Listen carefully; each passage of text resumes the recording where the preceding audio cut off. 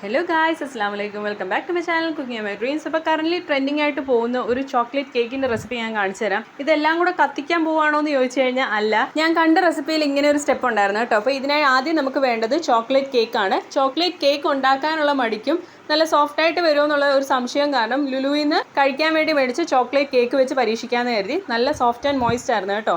ഇനി നമുക്ക് ഈ കേക്ക് റൗണ്ട് ഷേപ്പിലാണ് കിട്ടേണ്ടത്. അതിനുവേണ്ടി കേക്കിൻ്റെ പീസസ് ഒക്കെ ഒന്ന് അടുക്കി വെച്ച് ഒരു റൗണ്ട് ഷേപ്പുള്ള പാത്രം വെച്ച് കട്ട് ചെയ്ത് റൗണ്ട് ഷേപ്പിലാക്കി എടുത്തു. ഇനി ഈ കഥയിലെ രണ്ടാമത്തെ താരമാണ് കോമ്പൗണ്ട് ചോക്ലേറ്റ്. നിങ്ങൾക്ക് ഡാർക്ക് കോമ്പൗണ്ടോ അല്ലെങ്കിൽ മിൽക്ക് കോമ്പൗണ്ടോ യൂസ് ചെയ്യാം. അപ്പോൾ കോമ്പൗണ്ട് ചോക്ലേറ്റിൻ്റെ ഒരു പീസ് എടുത്ത ശേഷം പിച്ചാത്തി നന്നായിട്ട് സ്റ്റൗവിൽ വെച്ച് ഒന്ന് ചൂടാക്കി പഴുപ്പിച്ചെടുക്കുക. എന്നിട്ട് വീഡിയോയിൽ കാണുന്ന പോലെ കേക്കിൻ്റെ നേരെ നമ്മുടെ ചോക്ലേറ്റ് ബാർ വെച്ച് ഈ ചൂടായ കത്തി കൊണ്ട് ഇങ്ങനെ ചെറുതായിട്ട് ഷ്രെഡ് ചെയ്ത് കൊടുക്കുക. അപ്പോൾ ചോക്ലേറ്റ് നല്ല മെൽറ്റായിട്ട് കേക്കിൻ്റെ മുകളിലേക്ക് വീഴും. പിന്നെ ഒത്തിരി ടൈം കൺസ്യൂമിങ് ആയതുകൊണ്ട് ഞാൻ കുറച്ച് പാൽ ചേർത്ത് ആ ചോക്ലേറ്റ് മെൽറ്റ് ചെയ്തെടുത്ത് മുഴുവനും ടോപ്പിൽ ഒഴിക്കുകയായിരുന്നു. പിന്നെ 2 സ്ട്രോബെറി വെച്ച് ഒന്ന് ഗാർണിഷ് ചെയ്തു.